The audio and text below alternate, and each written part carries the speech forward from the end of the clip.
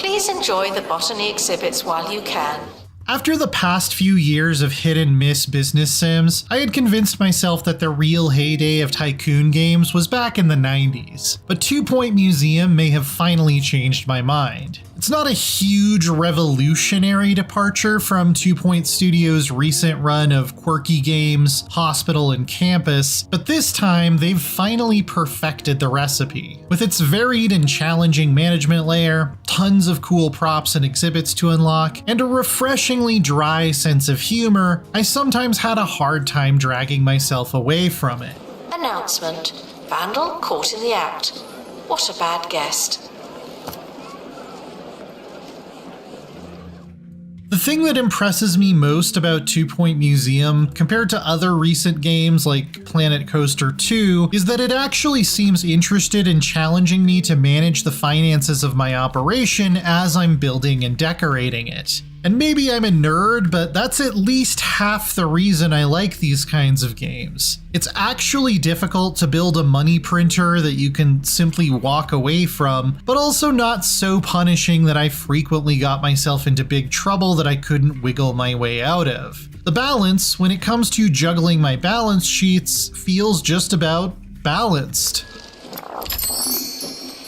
There are lots of useful tools to help you pull this off. The whole interface seems cleverly built to group relevant information together and makes it really easy to quickly take action on common problems. The pay review screen for your staff is a great example. I can sort everyone in the museum by how satisfied or dissatisfied they are with their salary, then adjust it with a slider without having to even open up another menu. Then you get to watch their satisfaction change almost immediately, all from that screen. It's so effortless to navigate all of these complex considerations when so much thought has been put into how to organize it all in a way that makes my job more convenient. Whether I'm setting up a new exhibit or decorating the employee break room, everything is done in 2 Point's whimsical, cartoony, almost claymation-like style. I might be displaying a fossil of a floppy disk or artifacts from a planet inhabited by cheese-loving aliens, but Museum leans into it all. Admittedly, I've never been particularly charmed by this shtick in previous 2 Point games, and I'm still not, but it's at least distinct and consistent. And the PA announcements are often actually quite funny. Guests are reminded not to overstay their welcome. Some of you are getting awfully close. Thank you.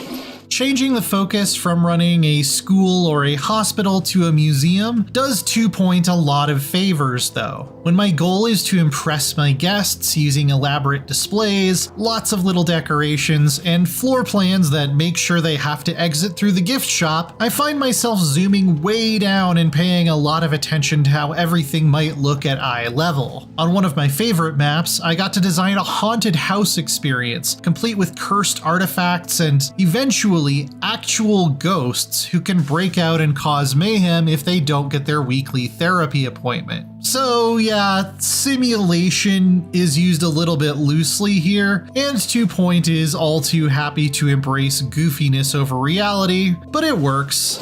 Spirit exhibits are feeling unhappy. Don't upset the dead.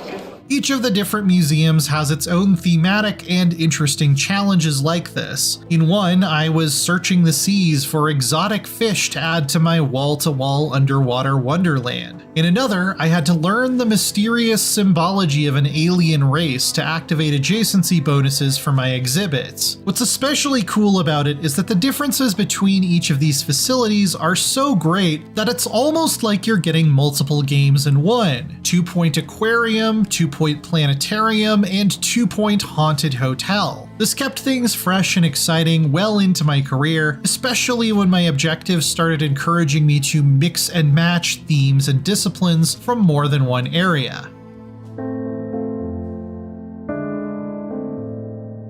A Acquiring artifacts to show off and bring in crowds of gawkers involves unlocking and undertaking expeditions to everywhere from a fossil-littered canyon to the far reaches of outer space. You have to manage the skills and traits of different staff members to unlock new ways of minimizing danger and maximizing rewards. It seems simple at first, but there's a lot of depth buried here. And all of that harmonizes so well with the ways your staff can train and specialize at different tasks back home. An assistant who has a perk that allows them to move around quicker on the museum floor might also be able to remove a random event from an expedition that could cause injury or even MIA, functionally death.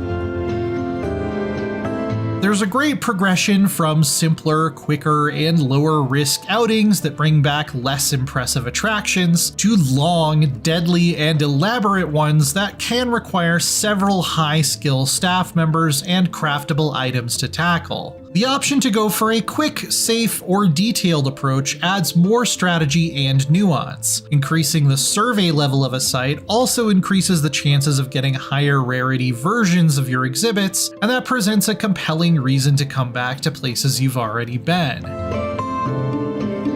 This further ties into the satisfying unlock system, in which breaking down copies of exhibits you already have will increase your knowledge level for that exhibit and make your museum more educational. And while general museum decorations are still unlocked with Kudosh, the achievement-based career currency making a return from 2 Point Hospital and Campus, specifically themed decorations for a science or space museum only come from studying artifacts from that theme. There's so much to unlock that I never felt like I hit a point where I wasn't being rewarded for my time, even after more than 40 hours. A thief has stolen an exhibit.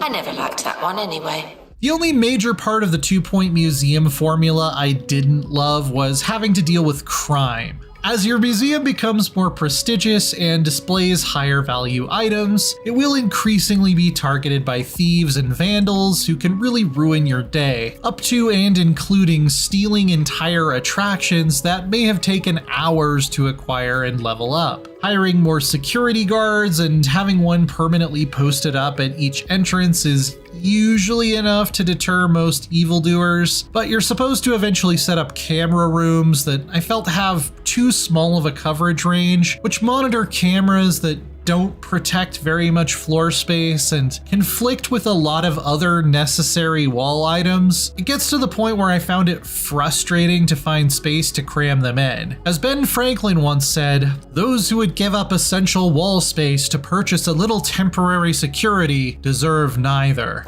Thieves were caught before they could escape with an exhibit. That was a close one. You can at least turn crime off in the sandbox mode, which features a lot of other difficulty customization as well. That's really nice for long-term play. This is also where you go if you want to run a museum that relies mostly on donations and grant money, and not even have to worry about charging an entry fee. There are settings for that as well. This is all set to a chill, vibey soundtrack that keeps me in the zone and jamming. It can vary from one map to the next, but it's always low-key, soothing, and upbeat.